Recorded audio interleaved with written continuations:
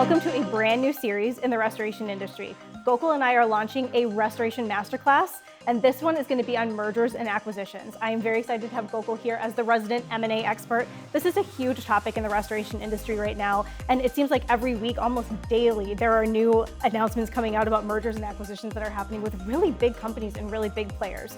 So over the coming weeks and months, Gokul and I are going to be releasing a number of conversations on everything that has to do with M&A. Any questions that you might have if you are approached to sell your company, if you're thinking about selling your company, just really everything you're going to need to know. So stay tuned for a lot of episodes to come. Welcome to the grand finale of the Restoration Masterclass on M&A. So in this episode, I want to talk a little bit about using a broker versus not using a broker, and kind of we're going to wade further into the conversation, but let's start there. You're thinking about selling your company, and you could maybe go it alone, or you could maybe use a broker. Which way would you recommend people go? Well, I don't want to be biased here, but You're going to be no matter what, but go for it. But yeah, I know, I get it. Listen, it's a personal choice, but here's what I can tell you is, it's a long journey and it's a complicated journey. And whether it's us or any other representation, it helps to have someone on your team that has been through it. Not only through it from an experience standpoint, but it can also negotiate, okay, and get you the best outcomes. Okay, well, that's what we find. Okay, we find consistently that we can get 15 to 20% better outcomes as far as price, but also as far as terms for our clients, just because we've been through it and we got a pulse on the market of what's going on, right? And that's what any representation should be able to do for you. All right, so taking that a step further. So now, all right, you've decided you're going to sell with a broker, you're going to use a broker, but you can go with one outside the industry who maybe has some experience selling businesses before, and you can go with somebody inside the industry. What can be the value of finding somebody in the industry that knows restoration? Yeah, sure. So there's good professionals everywhere, okay?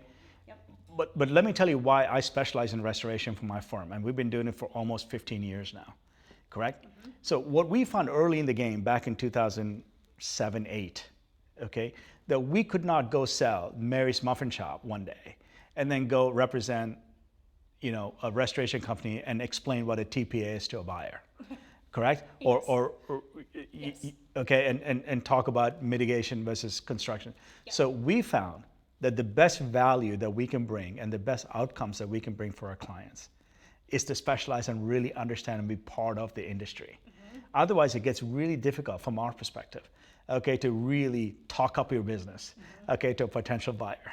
And what do you look for? How do you explain things, right? So that's the reason why we did it, and it's worked out well for us. And I think that's what you're looking for, right? You're looking for someone that knows your industry, that knows your company, that can talk the language, and can really represent you, and put your best foot forward. So as a seller, we talked about in a previous episode what you should ask a potential buyer. But as a seller, what should I be asking you or another potential broker as I'm trying to make the decision? Okay, so that's a great question, correct? So it's a very simple answer, actually. Okay, there's only a couple of questions you got to ask you. One is, do you understand the restoration business and how well can you represent it, right?